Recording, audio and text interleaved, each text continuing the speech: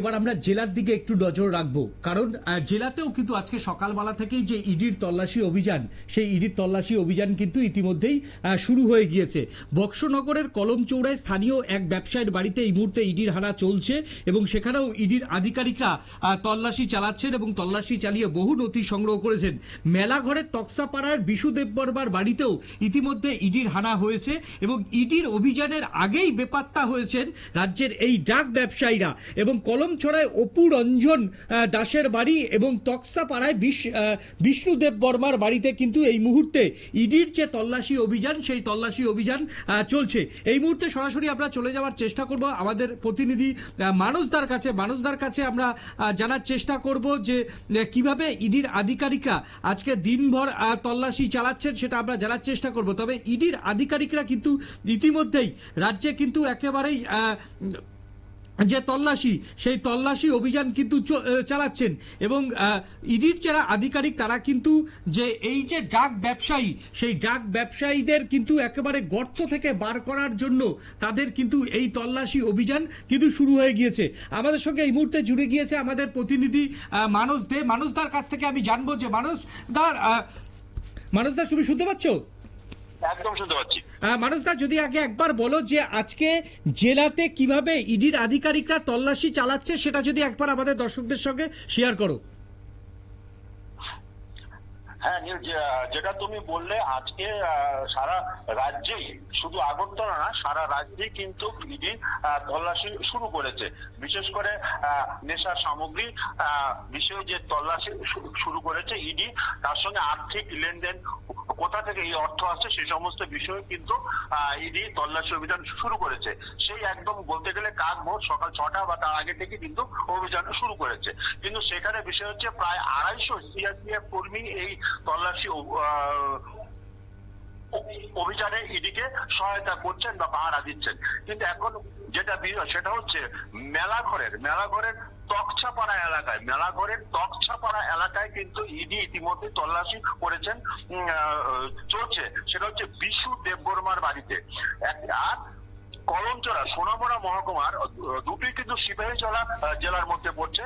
সোনামুড়া মহকুমার কলমচড়া থানাধীন অপু রঞ্জন দাস, এই অপু রঞ্জন দাসের বাড়িতেও কিন্তু ইতিমধ্যে ইডি তল্লাশি চালাচ্ছে এবং বেশ কিছু নথিপত্র সংগ্রহ করার চেষ্টা করছে। সেই সঙ্গে বিভিন্ন ব্যাংকের যে অ্যাকাউন্ট গুলা রয়েছে সেগুলো সংগ্রহ করছে বলে সূত্র মারফত আমাদের কাছে খবর এসেছে। এখন সবচেয়ে যেটা আশ্চর্যের বিষয়, সেটা হচ্ছে ওখানে কান পাতলে কিন্তু এখন শোনা যাচ্ছে এই যে অপু রঞ্জন দাস এবং বিশু দেববর্মা, ওনারা কিন্তু দীর্ঘদিন যাবতেই অবৈধ ব্যবসার সঙ্গে যুক্ত ছিলেন বলে এলাকাতে গুঞ্জন চলছে।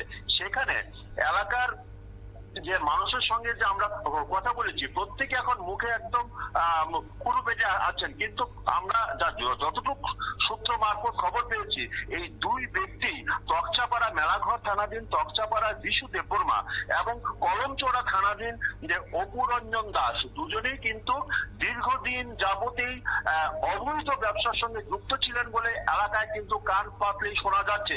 সেক্ষেত্রে মেলাঘর থানা বা কলমচড়া থানা এই বিষয়ে এতদিন কেন চুপ করে আছে, সে বিষয়টা নিয়ে কিন্তু এখন এলাকার যারা বিশেষজ্ঞ মহল, তথ্যবিজ্ঞ মহলে কিন্তু এই নিয়ে একটি আলোচনা শুরু হয়েছে। দীর্ঘদিন যাবতেই ওনাদের যে সম্পত্তি, যে বিপুল পরিমাণ যে সম্পত্তি ওনারা ইতিমধ্যে তৈরি করেছেন, সেই সম্পত্তির উৎস কোথায় সেটা কিন্তু পুলিশ বা রাজ্যের যে গোয়েন্দা শাখা একদম নীরব ছিলেন বলেই ওই এলাকাতে কান পাতলে কিন্তু শোনা যাচ্ছে। এই নিয়ে কিন্তু এখন একটা বিরাট প্রশ্ন উঠছে যে কেন রাজ্য পুলিশ বা গোয়েন্দা শাখা তাদের বিরুদ্ধে বা ইনকাম ট্যাক্স দপ্তর যে এত পরিমাণ যে ওনারা সম্পত্তি করলেন, সেই সম্পত্তির উৎস কোথায় সেই বিষয়ে কিন্তু একদম এতদিন চুপ ছিলেন।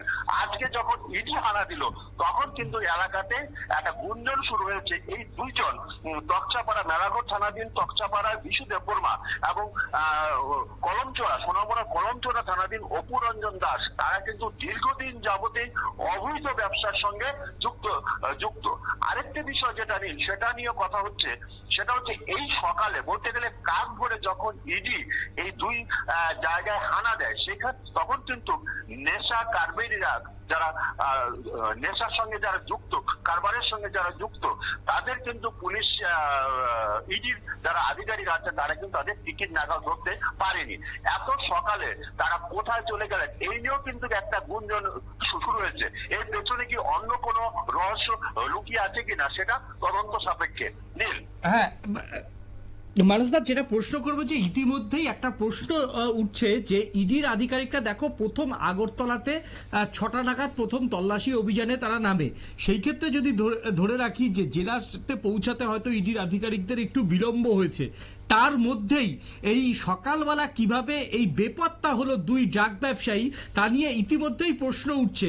তাহলে কি কোথাও একটা কোনো দপ্তর থেকে এই যে আগরতলাতে মানে সকাল 6টা 6:30টার পর যখন ইডির আধিকারিকদের তল্লাশির খবরটা চাউর হয়ে গিয়েছে, তখন কি এই ড্রাগ ব্যবসায়ীদের কাছে কোথাও একটা খবরটা চলে গিয়েছে, তার জন্যই কি তড়িঘড়ি তারা বেপাত্তা হয়ে গেছে বলে মনে করছো? একদম তুমি যেটা বলেছো সেটাই। না হলে এত সকালে, তার মধ্যে শীতকাল, এত সকালে এই দুই ড্রাগ ব্যবসায়ীরা কিন্তু বাড়ি থেকে বেরিয়ে যাওয়ার কথা নয়।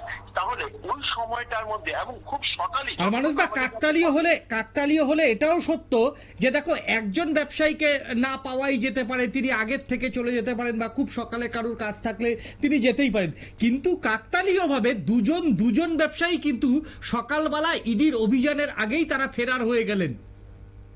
একদম এই নিয়ে কিন্তু একটা অভিযোগ কিন্তু রাজ্যে কিন্তু আছে যে পুলিশের একাংশ, সমস্ত পুলিশ দপ্তর বা পুলিশের অফিসার বা কর্মীরা নয়, একাংশ পুলিশ কর্মীরা বা পুলিশ দপ্তরের যারা সঙ্গে যারা যুক্ত আছেন তারা কিন্তু তাদের বিরুদ্ধে অনেক সময় অভিযোগ ওঠে যে নেশা কারবারিদের বারে বারে পুলিশের যারা একাংশ কর্মীরা আছে তারা বারে বারে ছাড় দেয়। এটা এই ধরনের অভিযোগ কিন্তু আগেও ছিল।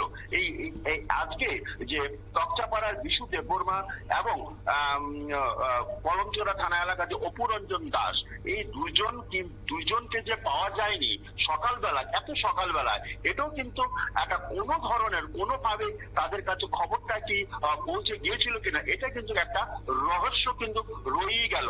নীল, একেবারেই বারাজদার, ধন্যবাদ আমাদের সঙ্গে থাকার জন্য। এবার আমরা যোগাযোগ করবে আমাদের আরো এক প্রতিনিধি অঙ্কিত সুপ্রীতির কাছে। সুপ্রীতির সঙ্গে যোগাযোগ করার চেষ্টা করব যে সুপ্রীতি এই মুহূর্তে পরিস্থিতি কি দেখছে এবং ইডির আধিকারিকরা কিভাবে তল্লাশি অভিযান চালাচ্ছে সেটা আমরা জানার চেষ্টা করব। তবে ইতিমধ্যেই বক্সনগর এবং কলমচৌড়ায় যে দুই ব্যবসায়ীর বাড়িতে হানা দিয়েছে, সেই দুই ব্যবসায়ী কিন্তু ইতিমধ্যেই সকালবেলা কিন্তু তারা বেপাত্তা হয়েছে। তারপরে কিন্তু একটা প্রশ্ন উঠতে শুরু করেছে, এটা কি কাকতালীয় না এর পিছনে অন্য কোনো রহস্য রয়েছে। তাদের যে ইডির যে অভিযান, সেই ইডির অভিযানের কথা যেহেতু আগে আগরতলায় ইডির অভিযানটা হয়েছে, তাই কি ইডির অভিযানের কথা তারা জানতে পেরে তারা কি সেখান থেকে রণে ভঙ্গ দিয়েছে, এই প্রশ্ন স্বাভাবিকভাবেই উঠতে শুরু করেছে। এই মুহূর্তে আমি রয়েছি আমাদের আরো এক প্রতিনিধি সুপ্রীতি মুখার্জির সঙ্গে। সুপ্রীতির কাছ থেকে আমি জানবো যে সুপ্রীতি, এই মুহূর্তে কি পরিস্থিতি তুমি দেখতে পাচ্ছ সেটা যদি একবার দর্শকদের জানাও। দেখো নীল, এই মুহূর্তে আমি আবারও সরাসরি এই ছবি তুলে ধরার চেষ্টা করছি, যেখানে অভিযান কিন্তু এখনো পর্যন্ত চলছে এবং এখনো পর্যন্ত কিন্তু একইভাবে এই অভিযান জারি রয়েছে। ইডির আধিকারিকরা কিন্তু ভেতরে তারা তল্লাশি চালাচ্ছে। দেখো তারই সাথে যদি একেবারে বাইরের কথা যদি বলি, এখানে ইতিমধ্যে সিআরপিএফ এর যারা রয়েছেন তারা যেটা জানাচ্ছেন তাদের সাথে কথা বলার চেষ্টা করি। তারা মূলত বলতে চাইছেন যে এখানের যে ভেতরের অভিযান, এই অভিযান সম্পর্কে তারাও কিন্তু বিন্দুমাত্র বাইরে থেকে কিছুই জানেন না। তারাও বাইরে রয়েছেন। একেবারে যে গেট এই বাড়ির দেখাবো, সেই বাড়ির গেটকে কিন্তু সিআরপিএফ এর যে লাঠি, সেই লাঠি দিয়ে পর্যন্ত বন্ধ করে রাখা হয়েছে। অর্থাৎ কোন রকম ভাবে যাতে কেউ ভেতরে প্রবেশ করতে না পারে, কাউকে যাতে ভেতর থেকে বাইরে বেরোতে না দেওয়া হয়, তার জন্য কড়া নির্দেশ রয়েছে। এবং এখনো পর্যন্ত যেটা দেখো বলবো, কাউকে যাতে ভেতর থেকে বাইরে বেরোতে না দেওয়া হয় তার জন্য কড়া নির্দেশ রয়েছে। এবং এখনো পর্যন্ত যেটা দেখো বলবো যে ইতিমধ্যেই তারা কিন্তু তোমার জানাচ্ছেন যে ভেতরে 5 থেকে 6 জন আধিকারিক রয়েছেন ইডির, এবং তার সাথে সিআরপিএফ এর যে জওয়ানরা রয়েছেন তারা কিন্তু সংখ্যায় প্রায় 8 থেকে 10 জন ভেতরে রয়েছেন। এবং এই যে দেখো বাড়ির পাশের যে রাস্তা, যে গলি, এই গলিতে কিন্তু ইডির আধিকারিকদের সমস্ত গাড়ি এক প্রকার রাখা কথা রয়েছে এবং তাদের যদি কোনো রকমের জল মিষ্টি খেতে হয় তারা কিন্তু বাইরে থেকে সেগুলোকে আনাচ্ছেন এবং বাইরে থেকেই সেগুলোকে নিয়ে নিচ্ছেন। এই ছবিও কিন্তু আমরা দেখতে পাচ্ছি। অন্যদিকে দেখো এই যে বাড়ি, দেখো আমি আরো একবার দেখাবো তোমাকে বাড়িটা এবং তার সাথে এই রাস্তাটা তোমাকে দেখাবো, তাহলেই তুমি বুঝতে পারবে যে মূল শহর থেকে ঠিক কতটা দূরে অবস্থিত। অর্থাৎ দেখো এই যে আমরা শহর আগরতলার মধ্যে কিন্তু আগরতলা থেকে কিন্তু কিছুটা দূরে আমরা রয়েছি জিবি পেরিয়ে নন্দননগর। সেই নন্দননগরে যে প্রভাব একটি স্কুল, সেই স্কুল ডন বস্কো, তার ঠিক পেছনে হচ্ছে এই বাড়ি। সুতরাং কিছুটা হলেও শহর থেকে বা শহরের মূল স্রোত থেকে কিন্তু দূরে এই বাড়ি। শুধুমাত্র এই আজকে কামিনী দেববর্মার বাড়ি নয়, এর পাশাপাশি যে সমস্ত বাড়িতে আজকে সকাল থেকে অভিযান চলছে প্রত্যেকটা বাড়ি কিন্তু তোমার শহর থেকে কিছুটা হলেও দূরে অবস্থিত। দেখো আমি এই গেট আবারও তোমাকে দেখাবো যে দেখো এই যে গেট দেখতে পাচ্ছ, এই গেটকে কিন্তু একদিকে যেরকম লক করা রয়েছে তার সাথে দেখো এই যে তোমার সিআরপিএফ এর যে লাঠি, সেই লাঠি দিয়ে কিন্তু গেটকে বন্ধ করা হয়েছে। বাইরে একজন রয়েছেন, ভেতরে একজন রয়েছেন। এছাড়াও বাড়ির চারিদিক, আমরা বাড়ির চারটে দিক যখন ঘুরছি প্রত্যেকটা জায়গাতে কিন্তু সিআরপিএফ এই মুহূর্তে দাঁড়িয়ে রয়েছে। অর্থাৎ কোন রকম ভাবে বাড়ির পেছনে, বাড়ির ভেতরে কি চলছে না চলছে বাইরে থেকে কিন্তু বোঝা উপায় নেই। তবে আমরা দাঁড়িয়ে রয়েছি, আধিকারিকরা বেরোলেই আমরা জানার চেষ্টা করব যে ভেতর থেকে মূলত কি উঠে আসছে। দেখো এই মুহূর্তে এই যে রাস্তা, এখানে বহু মানুষ এবার আস্তে আস্তে বেরোচ্ছেন, কেউ বাড়ির ছাদ থেকে তোমার উঁকি ঝুঁকি দিচ্ছেন যে ঠিক কি চলছে এখানে, কারণ সকলের মধ্যে কিন্তু এবার আস্তে আস্তে সন্দেহ তৈরি হচ্ছে। প্রত্যেকটা বাড়ির ছাদ এবং প্রত্যেকটা রাস্তাতে কিন্তু মানুষ এবার বেরোতে শুরু করেছেন একটু একটু করে। তারা কিন্তু দেখতে চাইছেন যে এই বাড়িতে কি রয়েছে, অর্থাৎ কৌতূহল কিন্তু প্রত্যেকের মধ্যে এবার জাগতে শুরু করেছে। তারই সাথে দেখো এই যে বাড়ি, তার ঠিক পেছনের দিকটাতে যখন আমি যাই সেখানেও কিন্তু দেখতে পেলাম যে একটা বিরাট বড় নির্জন এরিয়া রয়েছে। অর্থাৎ যে কোনো মুহূর্তে এই বাড়ি থেকে যে কোনো অসাধু কাজকর্ম চালানো কিন্তু একেবারে সম্পূর্ণ ভাবে সম্ভব রয়েছে। সুতরাং এই জায়গাকেই বেছে নিয়েছিলেন কামিনী দেববর্মা। তার যে ড্রাগসের এই ব্যবসা, তার যে ড্রাগসের এই রমরমা, সেই রমরমা বাণিজ্য চালানোর জন্যই কিন্তু এই নির্জন স্থানকে বেছে নিয়েছিলেন কামিনী দেববর্মা। এবং তিনি এলাকাতে ব্যবসায়ী হিসেবে নিজেকে পরিচিত দিলেও তার যে কিসের ব্যবসা ছিল সেই নিয়ে কিন্তু অনেকেই জানেন না। তবে এলাকাবাসীরা যেটা বলছেন যে তার একটি ইটভাটা রয়েছে, এটাই কিন্তু খবর তাদের কাছে ছিল। কিন্তু তার পেছনে তিনি যে এই যে লক্ষ লক্ষ টাকার তোমার ঘোটালা এবং তার সাথে নেশার যে একটা তোমার ব্যবসা এই নর্থ ইস্টের মধ্যে চালিয়ে যাচ্ছিল, তার সাথে সব থেকে বড় যে নেশা তার মধ্যে হচ্ছে তোমার একদিকে ট্যাবলেট, ইয়াবা ট্যাবলেট, অন্যদিকে হেরোইন। এই দুটো নেশাকেই কিন্তু তিনি টার্গেট করেছিলেন যুব সমাজের মধ্যে ছড়িয়ে দেওয়াতে।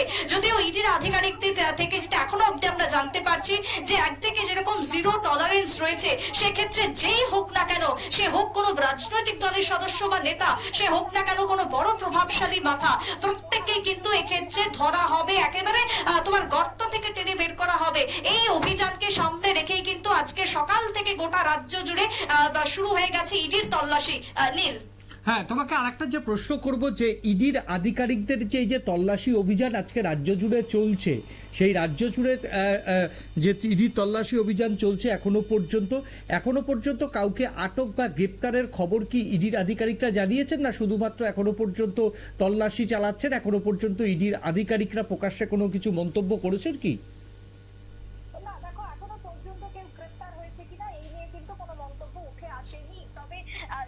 অভিযান চলছে যতক্ষণ পর্যন্ত, না দেখো এখনো পর্যন্ত কেউ গ্রেপ্তার হয়েছে কিনা এই নিয়ে কিন্তু কোনো মন্তব্য উঠে আসেনি। তবে এই যে অভিযান চলছে যতক্ষণ পর্যন্ত তারা সমস্ত কিছু পাচ্ছে হাতের কাছে নথিপত্র, ততক্ষণ পর্যন্ত গ্রেপ্তার করা হবে না বা হয়নি এখনো পর্যন্ত।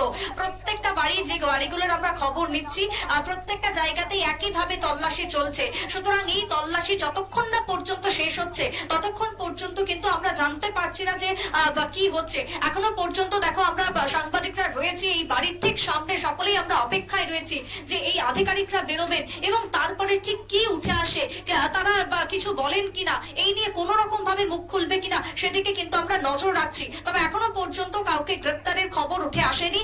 তল্লাশি চলছে, অভিযান জারি রয়েছে এবং ভেতরে চলছে জিজ্ঞাসাবাদ। এটাই কিন্তু এখনো পর্যন্ত জানি যে ভেতরে এখনো পর্যন্ত প্রায় 5 থেকে 6 জন ইডি আধিকারিকরা রয়েছেন, তারা কিন্তু চালাচ্ছে কামিনী দেববর্মাকে জিজ্ঞাসাবাদ। এবং আমরা এখানের থেকে যেটা জানতে পারছি যে ভেতরে থেকে কিন্তু কাউকে কাউকে বেরোতে দেওয়া হয়নি, কোনো রকমের মুভমেন্ট চলছে না এই বাড়ির সামনে।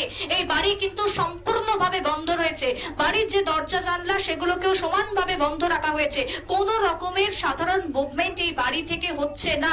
সুতরাং ভেতরে চলছে জিজ্ঞাসাবাদ। আর কতক্ষণ চলবে? দেখো, ভোর থেকে শুরু হয়েছে, ভোর রাত থেকে প্রায় দুপুর গড়িয়ে যেতে চলেছে, এখনো পর্যন্ত এই অভিযান কিন্তু চলছে। সুতরাং জিজ্ঞাসাবাদ চালানো হচ্ছে এবং আধিকারিকরা নিশ্চয়ই এমন কিছু পাচ্ছে যার কারণে এই জিজ্ঞাসাবাদ ক্রমশ চালিয়ে যাওয়া হচ্ছে, এটাই কিন্তু বলছে এই মুহূর্তে তোমার স্থানীয়রা।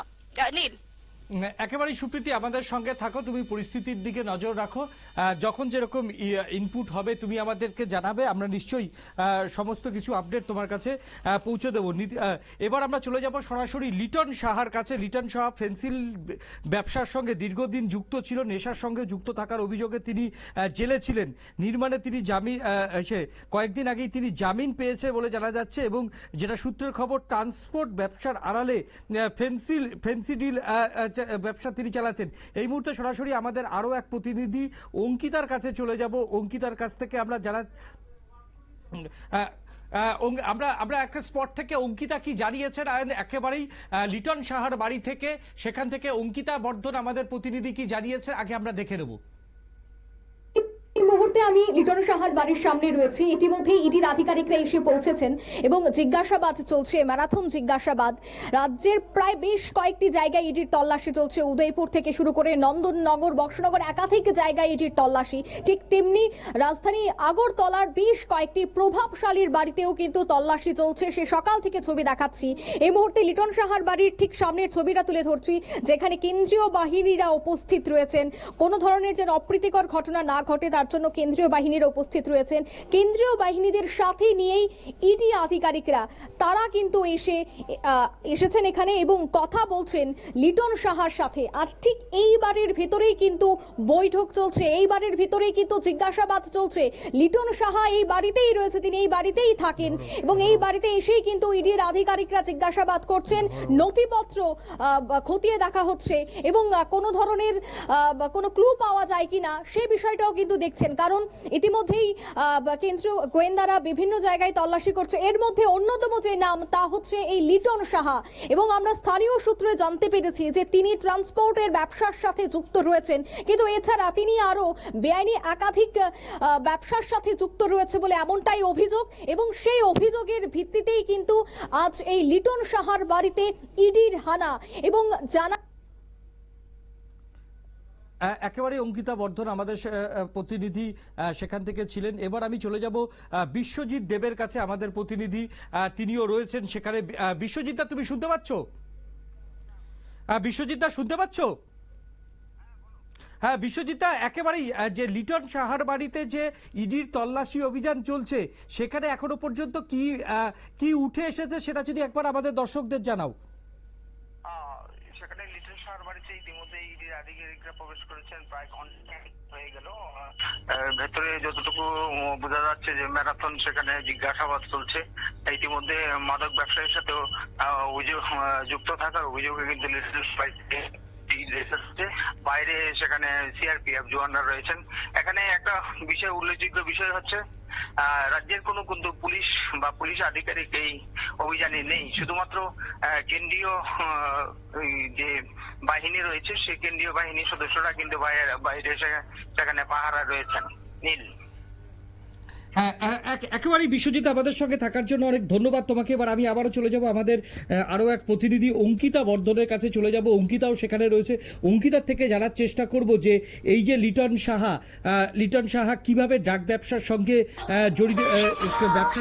তিনি জড়িয়ে গেছে সেটা আমরা জানার চেষ্টা করব। যে অঙ্কিতার কাছ থেকে জানবো যে তিনি কিভাবে ট্রান্সপোর্ট ব্যবসার আড়ালে তিনি এই যে ড্রাগের ব্যবসায় জড়িয়ে গেছে। অঙ্কিতা, তুমি শুনতে পাচ্ছ? একদমই শুনতে পাচ্ছি। অঙ্কিতা, ট্রান্সপোর্ট ব্যবসার আড়ালে কিভাবে এই ব্যবসা তিনি চালাতেন, কি বলছেন সেখানকার স্থানীয় নাগরিকরা, কি জানা সম্ভব হয়েছে আপাতত? দেখো, এখনো পর্যন্ত আমরা যখন স্থানীয়দের সাথে কথা বলছিলাম এবং তাদের থেকে আমরা জানতে পেরেছি যে তিনি ট্রান্সপোর্টের ব্যবসা তিনি করতেন। তার পেছনেই তিনি এই ফেন্সিডিলের ব্যবসা করতেন এবং এই ফেন্সিডিলের ব্যবসার সাথে তিনি যুক্ত রয়েছেন বহু বছর যাবত। তার পরিপ্রেক্ষিতে এবং তার অভিযোগে তাকে গ্রেফতারও করা হয়েছিল, তিনি বেশ কয়েকদিন জেলেও ছিলেন। তবে তার বাবার মৃত্যুর সংবাদ পাওয়া মাত্রই, তার বাবার মৃত্যুর পর কিন্তু তাকে জামিন দিয়ে আনা হয়েছে। তিনি বর্তমানে জামিনেই বাড়িতে রয়েছে এবং আজ সকাল ঠিক 5টা থেকেই কিন্তু ইডির আধিকারিকরা লিটন সাহার বাড়িতে চলে এসেছেন এবং জিজ্ঞাসাবাদ করছে।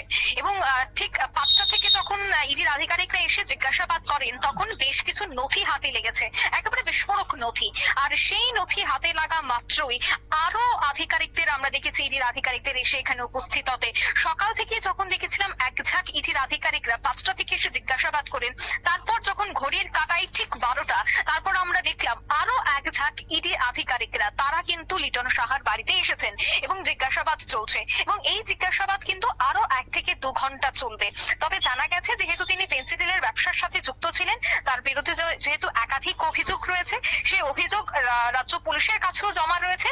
সেই রিপোর্ট যখন আধিকারিকদের কাছে, ইডির আধিকারিকদের কাছে যায়, তারপরে কিন্তু ইডির আধিকারিকরা লিটন সাহার বাড়িতে তল্লাশি চালায় এবং লিটন সাহার বাড়িতে তল্লাশি চালানোর পর এখনো পর্যন্ত সূত্র মারফত জানা গেছে যে প্রচুর আর্থিক লেনদেন হতো এবং তিনি বিভিন্ন জায়গায় এই নেশা সামগ্রী বিক্রি করতেন এবং প্রচুর অর্থ মুনাফা থেকে শুরু করে তিনি লক্ষ লক্ষ কোটি কোটি টাকার ব্যবসা করেছেন, একেবারে বড় একটা সাম্রাজ্য গড়ে তুলেছে।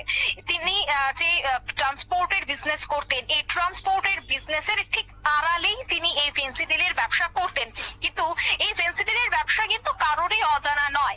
আমরা দেখতে পাচ্ছি আজ থেকে আসে প্রত্যেকেই কিন্তু লিটন সাহার বাড়িতে ভিড় জমাচ্ছে, আশেপাশে জানার চেষ্টা করছে এবং তাদের সাথে যখন অঙ্কিতা একটা প্রশ্ন করব যে দেখো, যেহেতু তুমি বলছিলে যে এই লিটন সাহার ট্রান্সপোর্ট ব্যবসা রয়েছে, এই ট্রান্সপোর্ট ব্যবসা যেহেতু তার রয়েছে তার জন্য তার কাছে প্রচুর কিন্তু গাড়ি রয়েছে এবং এই সুযোগটাকেই কি তিনি নিয়েছেন বারবার করে যে এই গাড়িগুলি কোথায় যেত, মানে এ রাজ্য পার করে কোথায় কোথায় ভিন রাজ্যে তার ড্রাগ পৌঁছাতো কিনা, সেই ব্যাপারে কি কিছু জানা সম্ভব হয়েছে?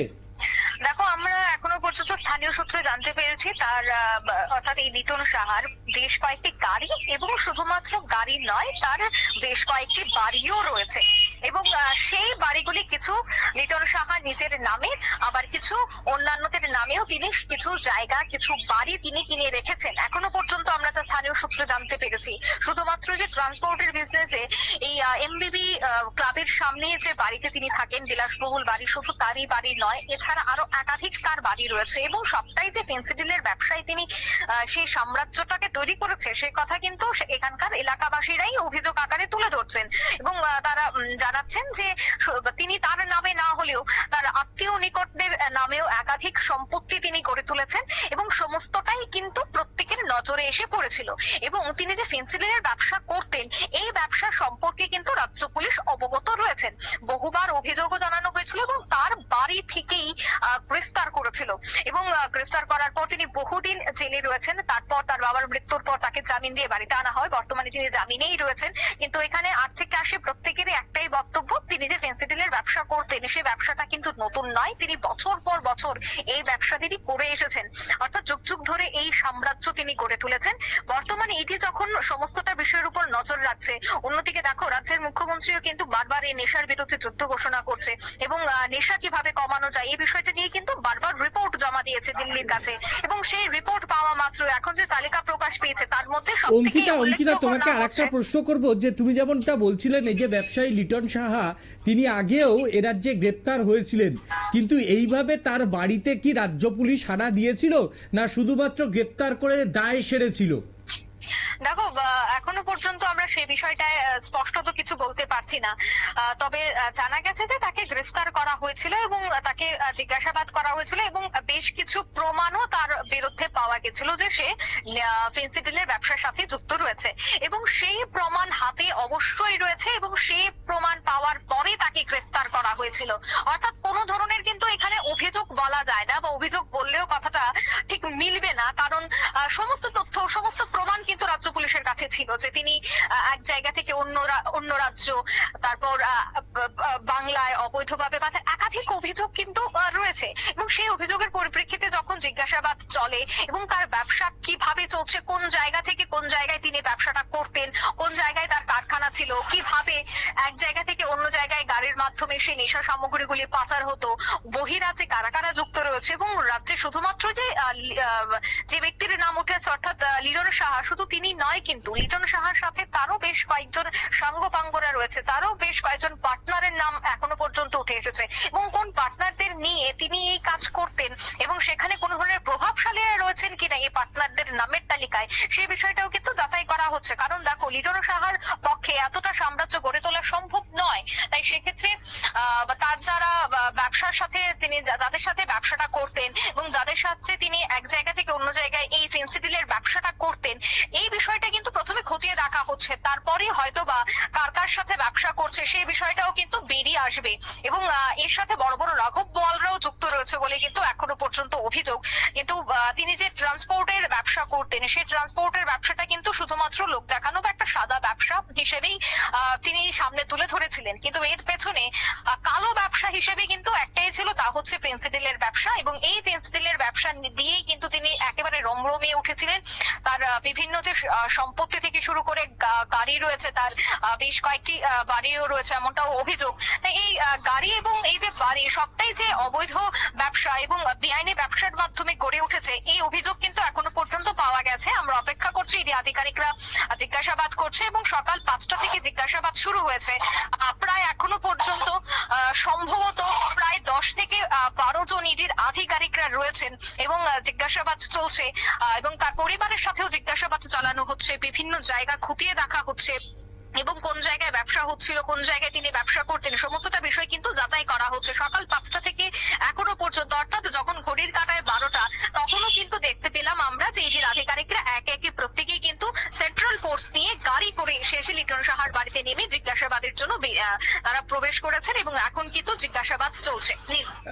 অঙ্কিতা, সেখানে অঙ্কিতা, তোমাকে আরেকটা প্রশ্ন করবো যে ইডির কতজন আধিকারিক সেখানে এসেছে, এটা কি জানা সম্ভব হয়েছে? না দেখো, যেহেতু সকাল 5টা থেকে এসেছে, তো সম্ভবত এখনো পর্যন্ত প্রায় 10 জন রয়েছে। যদিও আমরা একেবারে সঠিকটা এখনো পর্যন্ত বলতে পারছি না, কারণ আমরা সকাল থেকেই রয়েছে, কিন্তু সকাল একেবারে ভোর 5টা থেকে আধিকারিকরা কতজন রয়েছে সেটা এখনো পর্যন্ত আন্দাজ করা যায়নি। তবে যেখানে দেখা গেছে সেন্ট্রাল ফোর্সরা রয়েছে, তাদেরকে জিজ্ঞাসাবাদের পর কিছুটা বেরিয়ে এসেছে যে এখনো পর্যন্ত প্রায় 10 জন। অঙ্কিতা একটু থামাবো যে দুর্গা চৌমুনির এক মিষ্টি ব্যবসায়ী ইতিমধ্যেই কিন্তু তার নামও ইডির নীল ডায়েরিতে উঠে এসেছে। আরো একবার আপনাদের জানাবো যে দুর্গা চৌমুনির এক ব্যবসায়ী, মিষ্টি ব্যবসায়ী, তিনি দুর্গা চৌমুনির এক মিষ্টি ব্যবসায়ী, নামকরা মিষ্টি ব্যবসায়ী, তার নামও কিন্তু ইতিমধ্যে ইডির ডায়েরিতে চলে এসেছে। তারও কিন্তু বিশেষ কিছু অ্যাকাউন্টস ইতিমধ্যে ইডির নজরে কিন্তু এসেছে এবং তার যে ব্যাংকের ট্রানজেকশন সেগুলোও কিন্তু ইডির আধিকারিকরা কিন্তু খতিয়ে দেখছেন। যদিও এখনো পর্যন্ত তার বিরুদ্ধে কোনো ব্যবস্থা নেওয়া হয়েছে বলে এখনো পর্যন্ত খবর আসেনি। দুর্গা চৌমুনির এক মিষ্টি ব্যবসায়ী, সেই মিষ্টি ব্যবসায়ীও কিন্তু ইডির নজরে রয়েছেন এবং যে কোনো মুহূর্তে তাকেও কিন্তু গ্রেপ্তার করা হতে পারে বলে কিন্তু এখনো পর্যন্ত ইডি সূত্রের খবর। হ্যাঁ অঙ্কিতা, বারবার দেখছি যে এ রাজ্যের যারা প্রভাবশালী ব্যবসায়ী, যারা মিষ্টি ব্যবসায়ী, যারা ওষুধ ব্যবসায়ী, যারা এই ট্রান্সপোর্ট ব্যবসায়ী, তারা এই ব্যবসার সঙ্গে জড়িয়ে পড়ছে।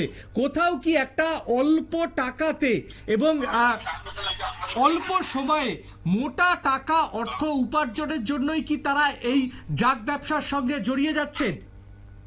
তুমি দেখো, এই কথাটা কিন্তু আর বলার অপেক্ষা রাখে না, কারণ কেন্দ্রীয় সরকার জানে যে রাজ্যে অর্থাৎ ত্রিপুরা রাজ্যে কিভাবে নেশার ব্যবসা চলে এবং সেই ক্ষেত্রে কিন্তু রাজ্য পুলিশ থেকে শুরু করে প্রত্যেকেই কিন্তু অবগত রয়েছে।